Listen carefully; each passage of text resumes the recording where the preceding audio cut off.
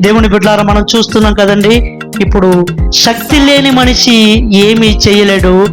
ఇప్పుడు ప్రార్థన శక్తి లేని మనిషి తను కూడా ఏమీ చేయలేడు. కాబట్టి ఈ లోకంలో అర్థమవుతుందండి, నువ్వు ఎందుకు వైఫల్యం అయిపోతున్నావో, నీ ఎన్నో శతవిధాలా చేస్తున్న నీ ప్రయత్నాలు ఎందుకు ఉపయోగకరంగా లేవో, నీ శక్తి లోపం కాదు, నీ జ్ఞానం లోపం కాదు, నీ దగ్గరున్న సామర్థ్యం లోపం కాదు, కానీ నీ జీవితంలో దేవుని శక్తి, ప్రార్థన శక్తి లేకపోవడాన్ని బట్టి నువ్వు ఎంతో బాగా చేసినా ఆ కార్యాలు విఫలమైపోతా ఉన్నాయి. చూడండి, ఇప్పుడు దీని మూలంగా శిష్యులకు కూడా యేసు నామములో ఎన్ని మాట్లాడినా వాళ్ళ జీవితంలో ఏ కార్యాలు జరగకపోవడాన్ని బట్టి వాళ్ళందరి ముందు ఏం ఏర్పడిందంటే అవమానం. ఏమమ్మా, ఏంది నీ దేవుడు దేవుడు దేవుడు దేవుడు అన్నావు, పైకి దేవుడు అంటున్నావు తప్ప భక్తి లేదు నీలో.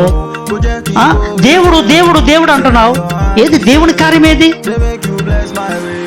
అని ప్రార్థన లేని వ్యక్తి ఒకరోజు సిగ్గుపడవలసిన అవసరం వస్తుంది.